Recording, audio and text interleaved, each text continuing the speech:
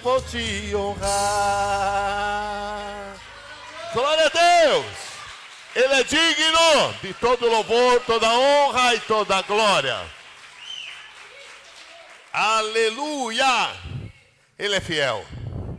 Fala para o teu irmão, Deus é fiel. Abre para mim Deuteronômio 11, 26.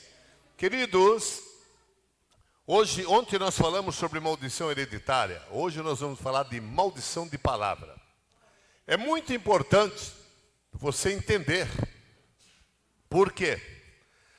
É uma das maldições que nós temos que estar quebrando todos os dias. Você anda na rua, tem pessoas que estão te amaldiçoando. Às vezes na tua casa, na tua comunidade. Pessoas que desejam mal para você, que às vezes não fala, mas pensa um mal sobre sua vida. Pessoas que querem ver a tua derrota. E nós temos que aprender todos os dias. Antes de nós dormirmos, nós temos que aprender a orar. Muita gente não sabe orar.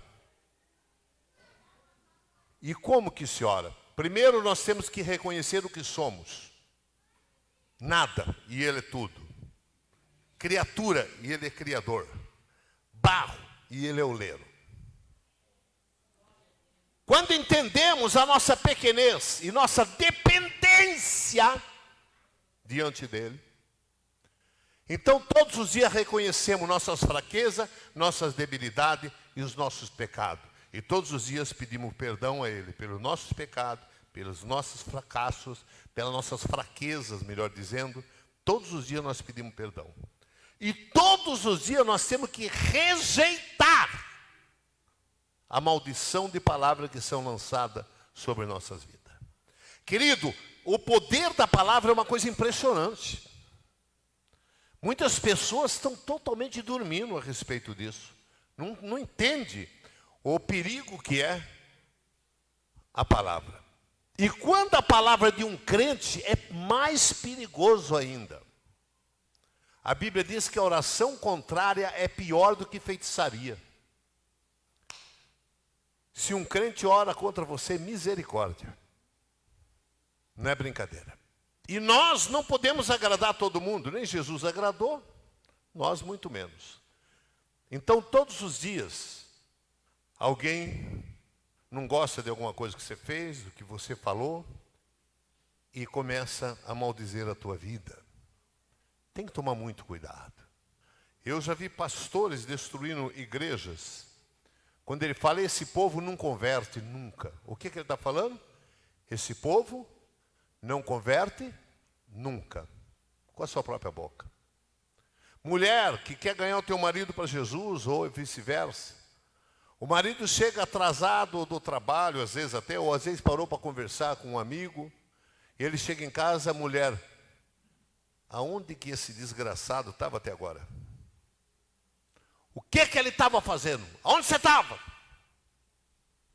Esse não presta mesmo, esse não tem jeito. Ela vai ter por marido o quê? Uma pessoa que não presta e que não tem jeito. Ela está profetizando. Esse filho não vale nada. O que você está falando? Seu filho não vale nada. Não tem jeito. Você está falando que o quê? Não tem jeito. Querido, nós temos que aprender a administrar as nossas palavras.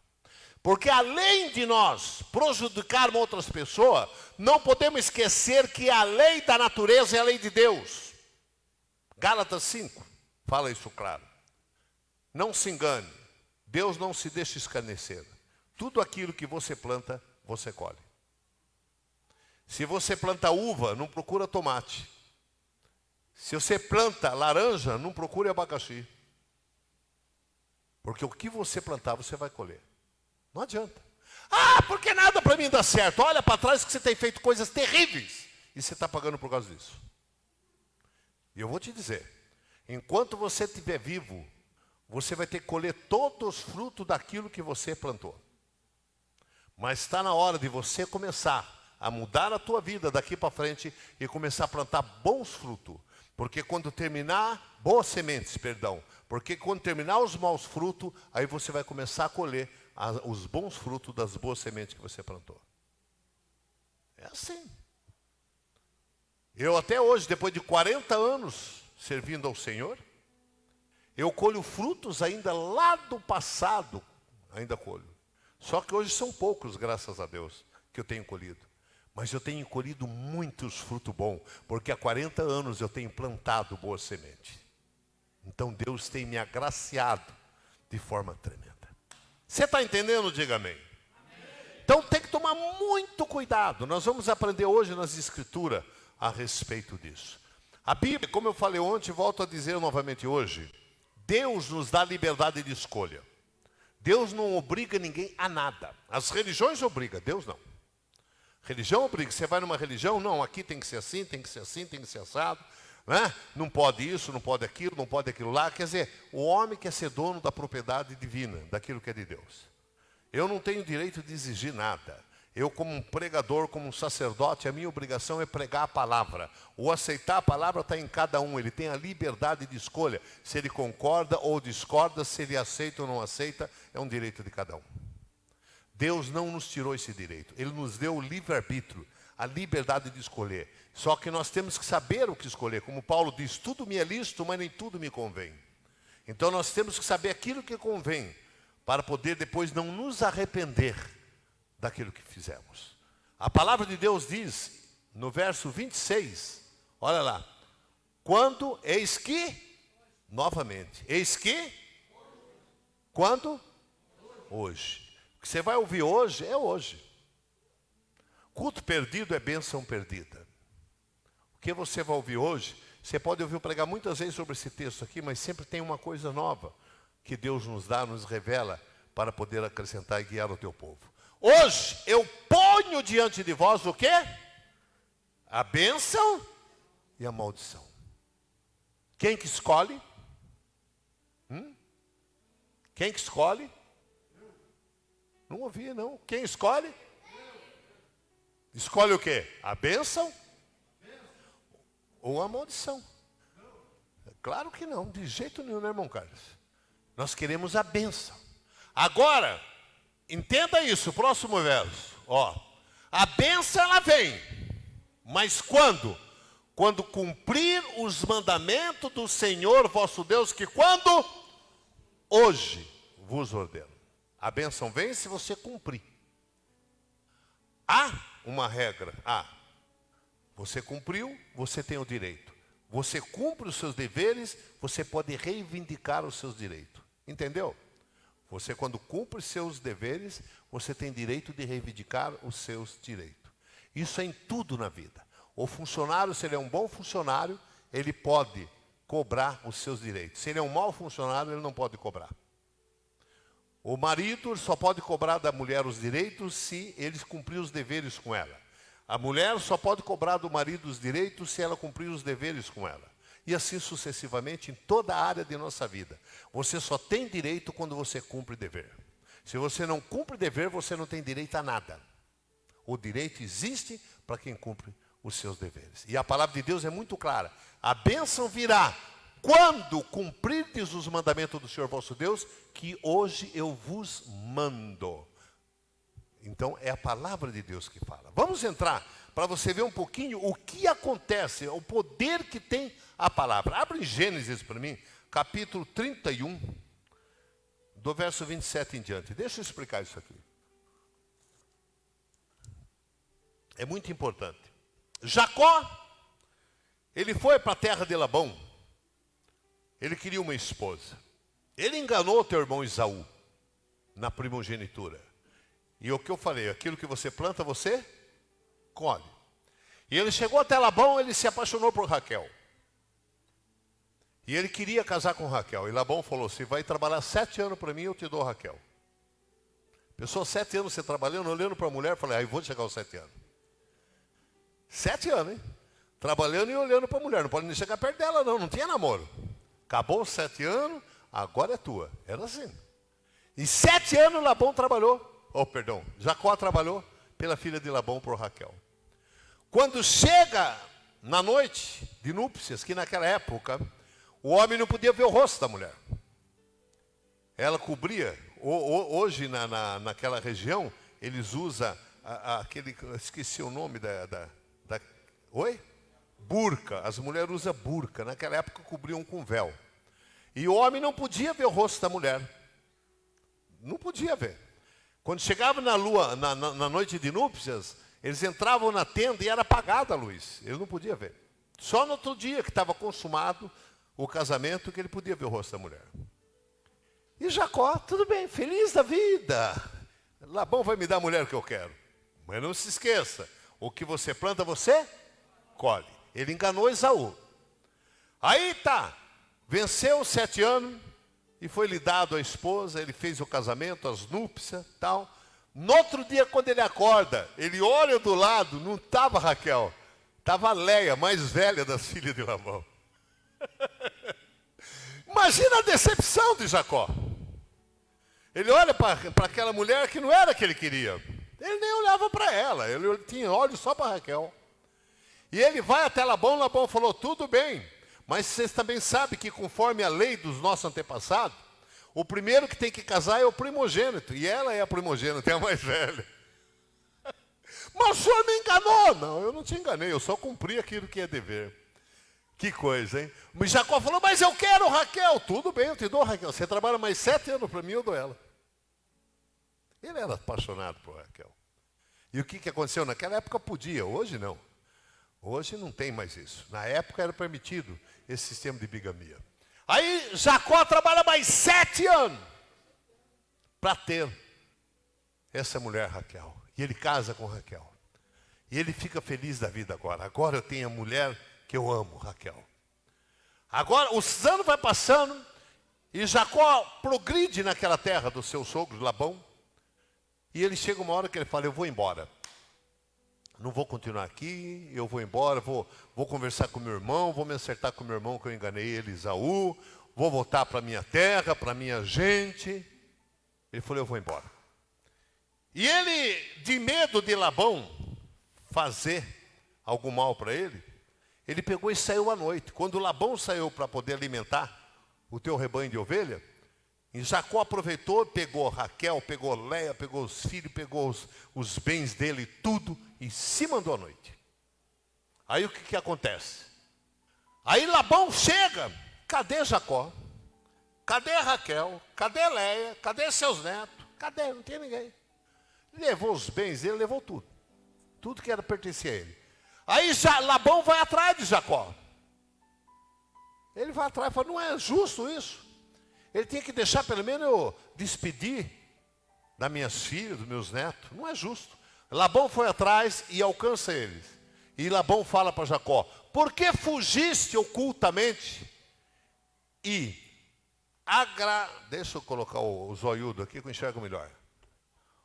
Por que fugiste ocultamente e agraste-me, ou graste-me, quer dizer, enganaste-me, e não me fizesse saber para que eu te enviasse com alegria e com cântico, e com tamboril e com harpa? Por que você saiu assim fugido? Próximo verso. Olha lá. Também não me permitisse beijar os meus filhos, minhas filhas. Loucamente agisse, Jacó. Agora, fazendo essa coisa absurda. Próximo verso. Olha lá. Poderia, se eu quisesse, Labão fala, porque tem em minha mão esse poder para vos fazer mal. Mas o Deus do vosso pai me falou ontem à noite dizendo, guarda-te que não fales com Jacó, nem bem e nem mal. Próximo verso. Ó. E agora, se querias ir embora, Jacó, porquanto tinha saudade de voltar à casa de teu pai, olha, por que furtaste ou roubaste os meus deuses? A casa de Labão era uma casa de deuses estranhos. Os deuses naquela época, as imagens de escultura, elas não tinham a validade que tem hoje. A imagem de cultura hoje é simplesmente uma adoração da pessoa que acredita. Naquela época não. Naquela época, aquelas imagens, elas representavam a terra. Então, quem tinha aquelas imagens de padroeiro daquele lugar, ele tinha por herança uma parte da terra também. Se eu tivesse as imagens na minha mão, eu podia reivindicar um direito à terra. Porque a minha imagem era daquela terra. Porque se você for ler na Bíblia, você vai ver que havia vários deuses. Cada lugar tinha um deus para cada tipo de pessoas. É como é a Grécia até hoje. Então observe bem, se quisesse ir embora, tudo bem, mas por que furtaste ou roubaste os meus deuses? Próximo verso. Então respondeu Jacó. Jacó ficou indignado. Olha para você ver. Respondeu Jacó e disse a Labão: eu fugi porque eu temia, pois que dizia comigo, se porventura não me arrebatarias ou me pegaria as filhas de volta. Ele tinha medo de Jacó, de Labão, tomar a Raquel dele. Próximo verso, irmão. Ó. E aí Jacó fala, olha o perigo da linguagem. Você já viu pessoa falar assim? Ah, eu ponho a mão por fulano, eu ponho a mão no fogo por fulano. Já viram isso? Eu não ponho a mão no fogo por ninguém. Posso queimar minha mão? Ah, aquele ali é um homem de Deus. Daqui a pouco você está vendo uma decepção. É uma mulher de Deus. Você está vendo uma decepção. Tem acontecido isso ou não? Sim ou não? Claro que tem. Nós estamos vendo escândalos e escândalos entre líderes religiosos, seja católico, seja evangélico, seja espírita, budista. A gente está vendo direto aí. Direto, escândalo. Nossa, olha, aquilo é um homem de Deus. E daqui a pouco você fala, puxa vida, que bobeira que eu dei. Não é nada disso. Muito cuidado. Às vezes você fala, não, meu filho, não, esse aqui não faz nada de mal para ninguém. Isso aqui é uma benção. E às vezes ele está por trás fazendo besteira. Meu marido é um santo homem. Daqui a pouco ela descobre que ele tem umas 3 casas. Minha mulher é um anjo de pessoa que bate a asa e pula o muro. Então tem que tomar muito cuidado. Você não pode. Olha, preste bem atenção. Quem sabe de mim sou eu. Quem sabe de você é você. Eu falo sempre com a minha mulher, para cuidar da minha vida já é muito difícil. Por isso que eu não quero cuidar da vida de ninguém. Quando alguém me pergunta, pastor, o que você acha disso? Eu falei, eu não acho nada porque eu não estou procurando, eu não vou achar. Cuidar da nossa vida. Cuidado. Olha, Jacó amava Raquel.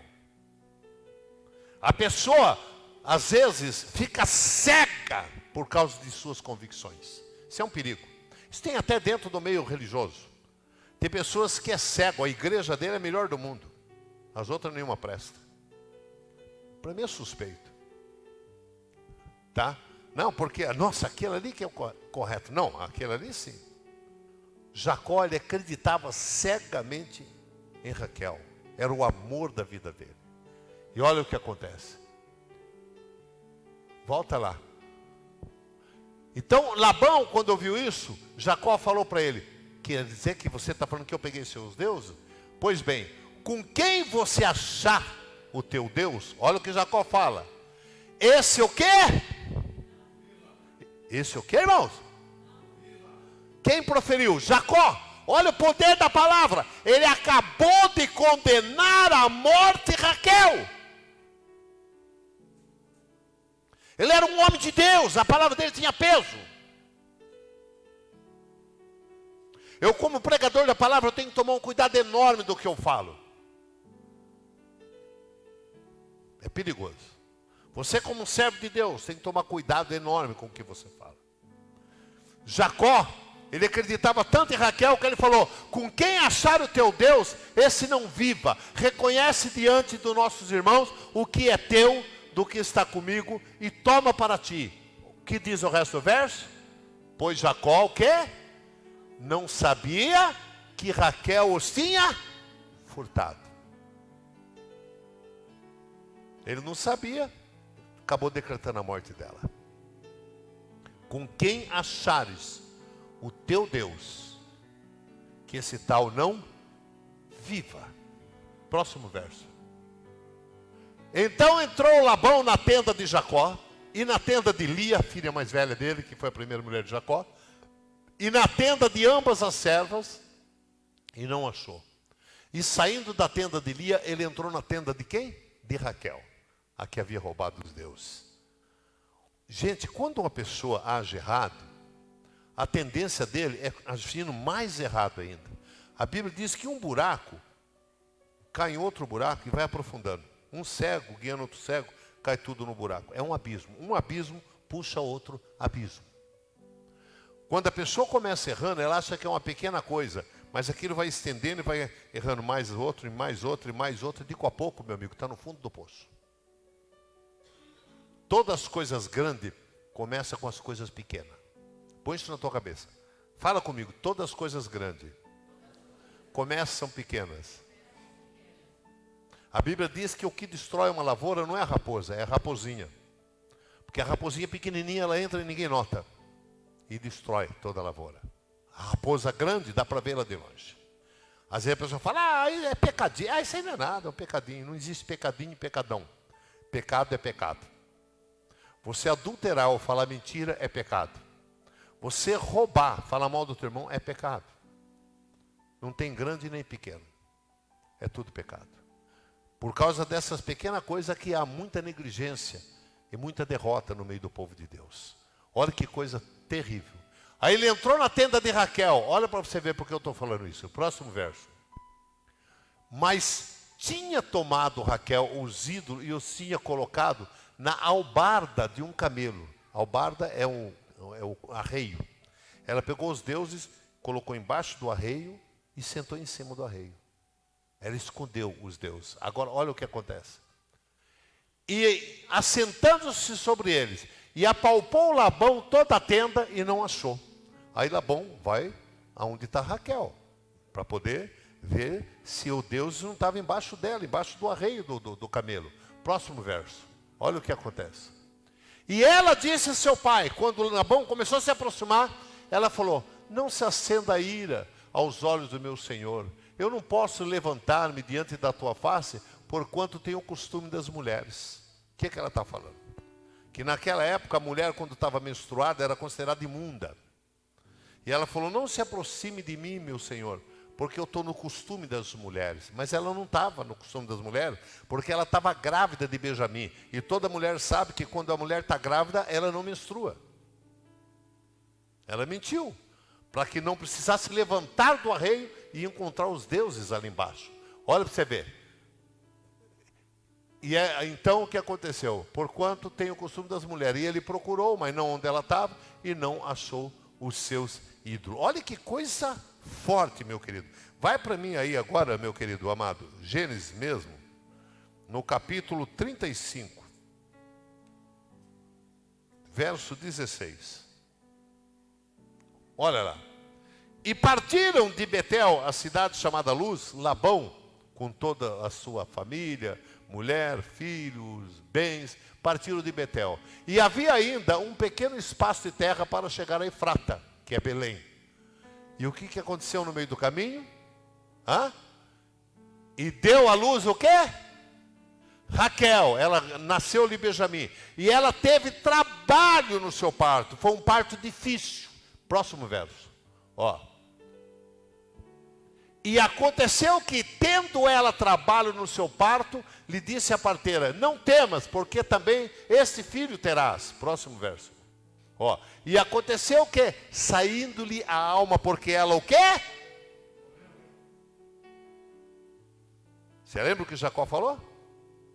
Com quem tiver esses deuses, que tal pessoa não viva. Ele decretou a morte de Raquel. O perigo da palavra. O perigo de quando você fala, e ele chamou o seu nome Benoni, ela chamou Benoni, mas seu pai chamou-lhe de Benjamim. Agora, mais para frente um pouquinho, vamos num outro texto da palavra de Deus, para a gente não ficar só em um texto da palavra de Deus. Eu quero que vocês saiam daqui esclarecidos a respeito disso. Josué capítulo 6, versículo 26. Vou te dar um outro exemplo forte. Um exemplo que nos desperta para a realidade. Muito forte isso daí. Josué, capítulo número 6, versículo 26. Então, preste bem atenção. Nós conhecemos a história, quando Josué entrou em Canaã. A primeira cidade que ele tinha que conquistar, era uma das cidades mais difíceis de ser conquistada. Tinha uma muralha muito grande,